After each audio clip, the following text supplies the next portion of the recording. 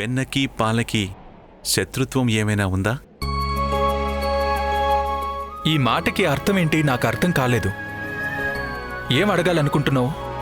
ఏంటంటే వసుదేవసుతుడు కృష్ణునితో యుద్ధం చేయడానికి ఎందుకు వెళుతున్నారు? మీతో సమానమైన వారితో మైత్రి కలిగి ఉండాలి కదా. అలాగా? మాలో ఏది సమానంగా ఉందో చెప్పు.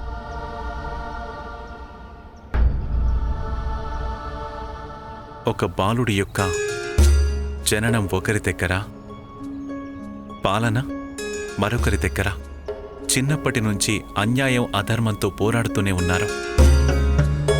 వారి లక్ష్యం అన్యాయాన్ని నాశనం చేయడం. అలాగే ఒకరిని ప్రేమించారు మరియు వివాహం ఇంకొకరిని చేసుకున్నారు.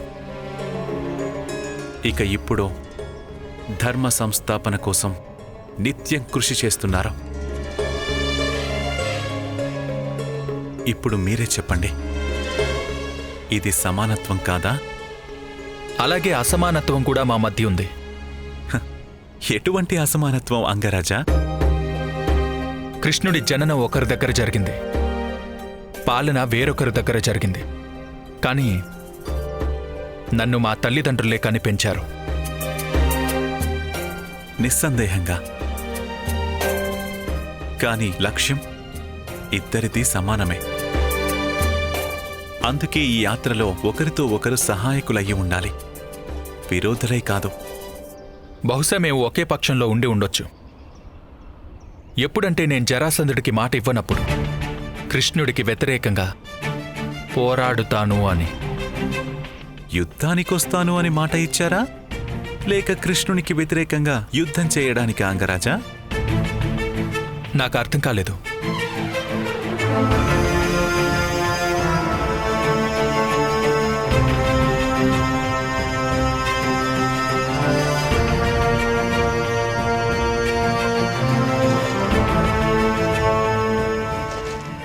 ఏ విధంగా అయితే మన పెరట్లో నాటే విత్తనాన్ని మనం గమనిస్తామో అది ఫలమా లేక ముళ్ళా అని, అదేవిధంగా మాట ఇవ్వడానికి ముందే సావధానంగా ఆలోచించాలి.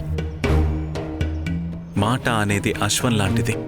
దాన్ని ఆలోచన అనే తాడుతో కట్టకపోతే అది నియంత్రణ కోల్పోయి మన ప్రయాణానికి హాని కలిగిస్తూ ఉంటుంది. మీకు తెలుసా అంగరాజా, జరాసంధుడు మీ మాట ఉపయోగించుకుని కృష్ణునికి వ్యతిరేకంగా యుద్ధానికి సన్నద్ధమవుతున్నాడని?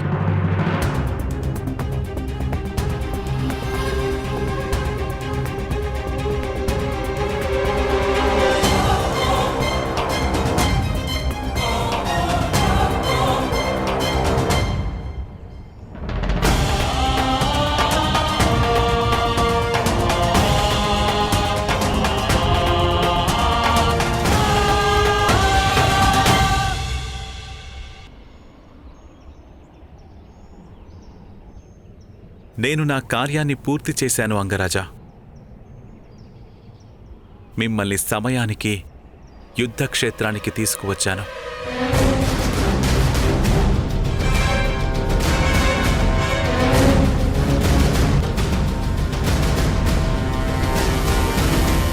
అవశ్యం సారథి.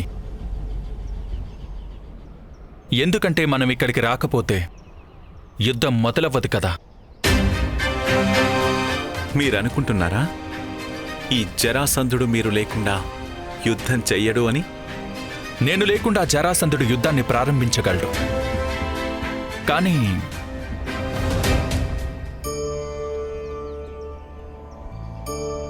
కానీ ఏంటి? చెప్పండి అంగరాజా.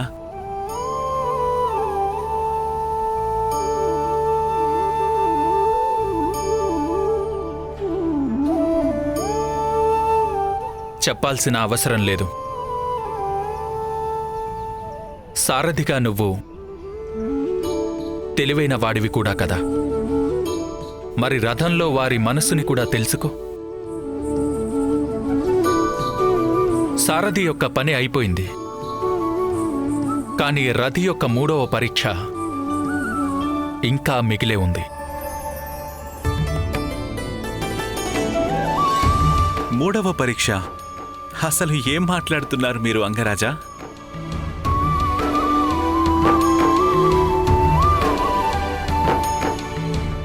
అదే మీరు నాకు అర్థమయ్యేలా చెప్పాలని అభినయిస్తున్నది.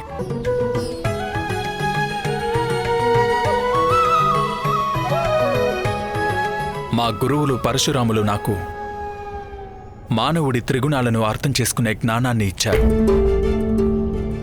మానవుడి వ్యక్తిత్వం రజోగుణం తమోగుణాల కలయికతో ఉంటుంది.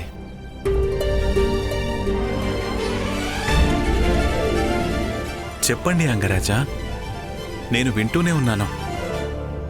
రజోగుణం మనుషులని స్వార్థపరులను చేస్తుంది. దాని ప్రభావం వల్లనే మనుషులు తమ సౌకర్యాల కోసం ఇతరులని కష్టపెడతారు. అందుకే నా మొదటి పరీక్షలో లక్ష్యాన్ని సాధించడానికి నేను జల ప్రాణులను నాశనం చేయాల్సొచ్చింది. కానీ మీరు రజగుణ ప్రభావాన్ని అదుపులో ఉంచుకోవడంలో సమర్థులు. ఇక రెండవ గుణమే సత్వగుణం. ఇది మనుషులని పవిత్రులని చేస్తుంది. ఆ గుణ ప్రభావం వల్ల మనం అన్నింటినీ ప్రేమిస్తాం.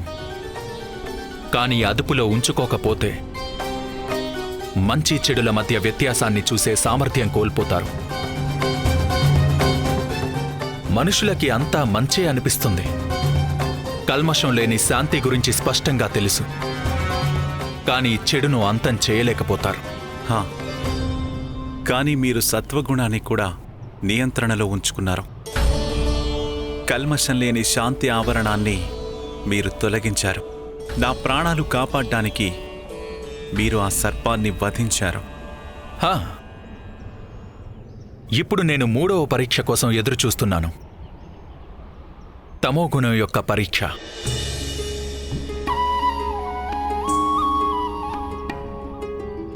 ఉత్తమం. కానీ అసలు మీకెవరు చెప్పారు తమోగుణం యొక్క పరీక్ష ఇప్పుడు జరగడం లేదని?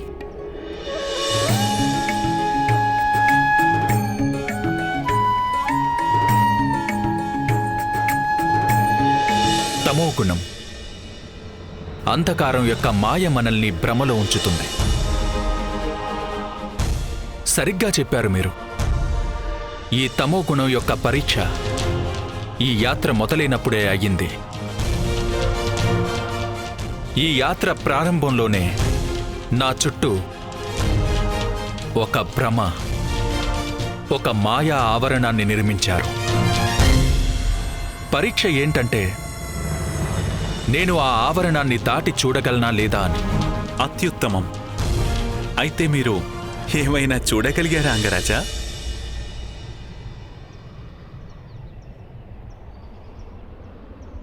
అన్నిటికంటే ఈ నాటక సూత్రధారిని చూశాను. ఒక నటవరుణ్ణి చూశాను. ఇంకొకటి కూడా చూశాను. తన మురళీ గానానికి ప్రకృతి మొత్తం ఆడుతోంది. మురళీధారిని చూశాను. మరొకటి కూడా చూశాను. జీవితం యొక్క జ్ఞానాన్ని మొత్తం కుండలో దాచావు, పాలని వెన్నని దాచినట్టు. వెన్న దొంగని చూశాను.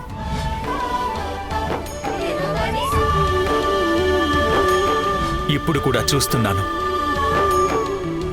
అందరి రూపం తనే అయినా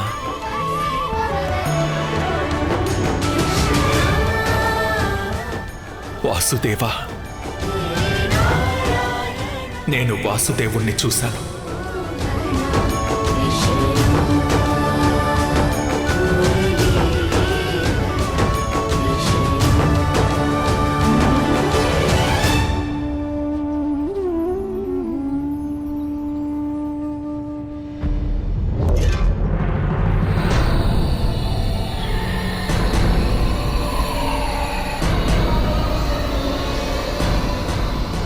మహారాజా, ఇక్కడ ఏ సేన లేదు, వాసుదేవుడు లేడు. మరి వాసుదేవుడు విరమించుకున్నాడేమో అని నాకు అనిపిస్తోంది. లేదు, విరమించుకోవాలనుకుంటే కర్ణుడిని తనతో పాటు తీసుకెళ్లడు. కృష్ణుడు ఇక్కడ యుద్ధం చేస్తాడు. ఇంకా వేరే మాట లేదు. ఇదే తెలుసుకోవాలనుకున్నాను కర్ణ. ఈ గుణాల యొక్క ప్రభావాన్ని నియంత్రించగలిగే శక్తి నీకు ఉందా లేదా అని. నేను సంతృప్తి చెందాను. నా జీవితంలో నీకు మించిన విలక్షణ పురుషుణ్ణి నేను చూడలేదు. సూర్యుడు దేవుడు, కాని మనుషులలో సూర్యుడు నీవే కర్ణ. మీ తల్లి ధన్యురాలు, మీ తండ్రి ధన్యుడు.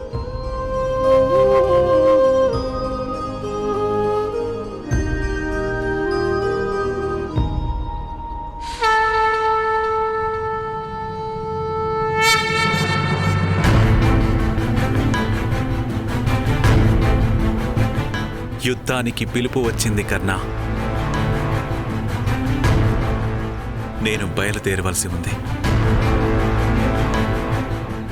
యుద్ధానికి వస్తాను అన్నమాట నీవు నిలబెట్టుకున్నావు. ఇప్పుడు నీవే నిర్ణయించుకోవలసింది. నువ్వు నాతో యుద్ధం చేస్తావా లేదా నా పక్షాన ఉంటావా అని. ఏ నిర్ణయం తీసుకున్నా ఆలోచించి తీసుకో. ఎందుకంటే నీవు తీసుకునే ఈ నిర్ణయమే నీ భవిష్యత్తును నిర్ధారిస్తుంది.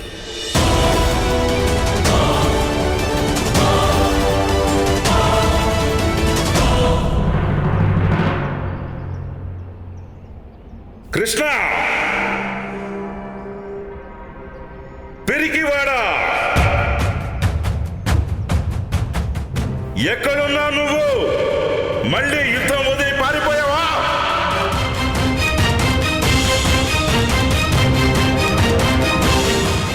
చూసావా కర్ణ, నేను అందరి సమక్షంలోనే ఉన్నాను. అయినా కూడా నన్ను వెతుకుతూ ఉన్నారు, పిలుస్తూ ఉన్నారు.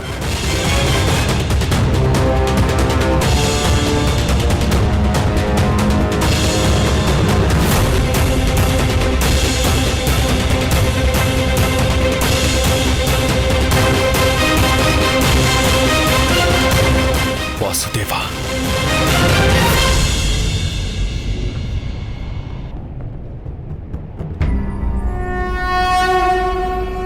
यदा यदा हि धर्मस्य ग्लानिर्भवति भारत अभ्युत्थानम् अधर्मस्य तदात्मानं सृजाम्यहम्।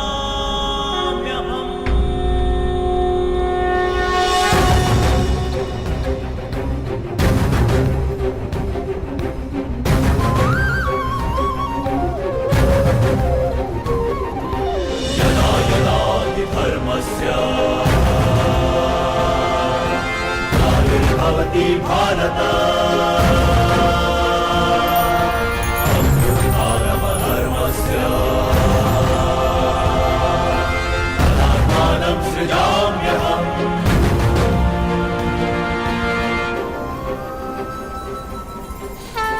परित्राणाय साधूनां विनाशाय च दुष्कृताम्।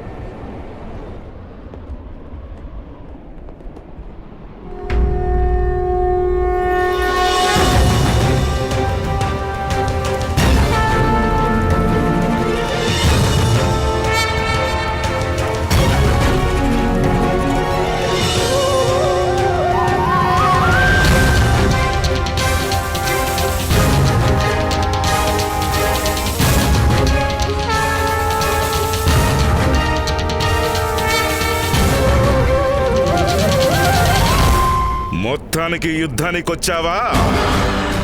ఇది నీ జీవితానికి అంతిమ యుద్ధం.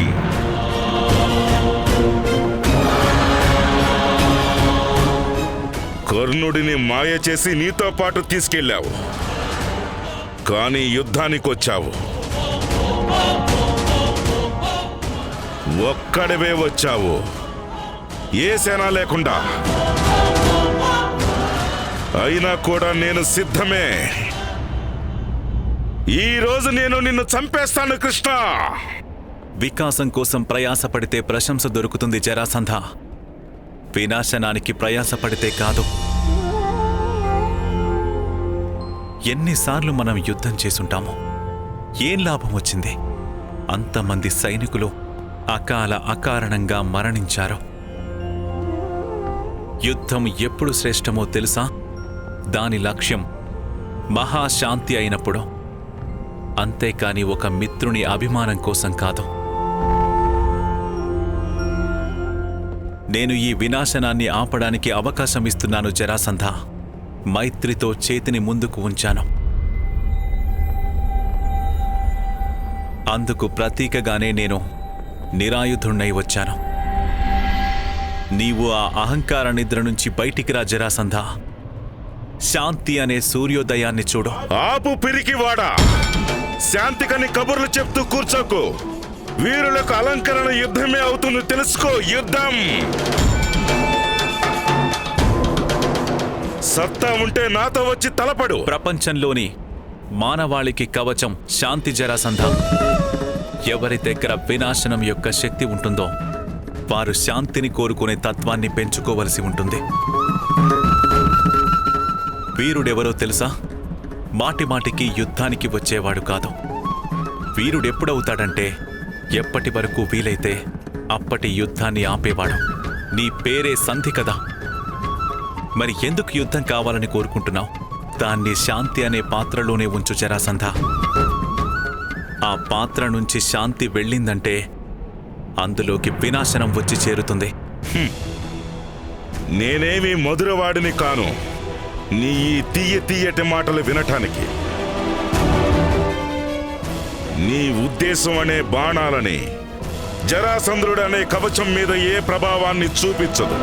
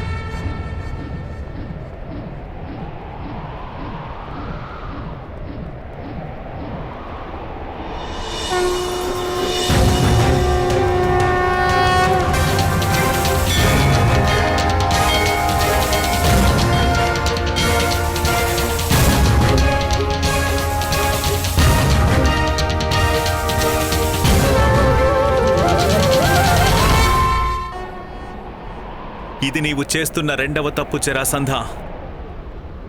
నా చివరి హెచ్చరిక. శాంతి కోసం అంతిమ ప్రయాస.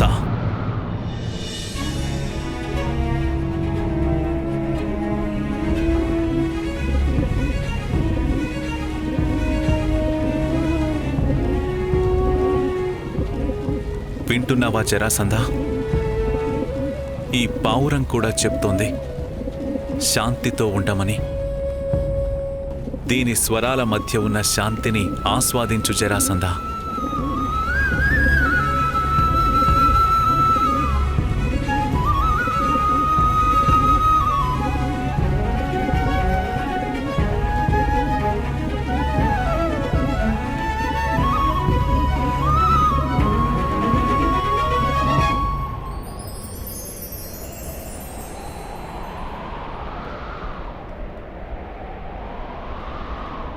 శాంతి యొక్క సందేశాలను తీసుకొచ్చిన వారి పరిణామం తెలుసుకోవాలనుకుంటున్నావా వాసుదేవా? అయితే చూడు.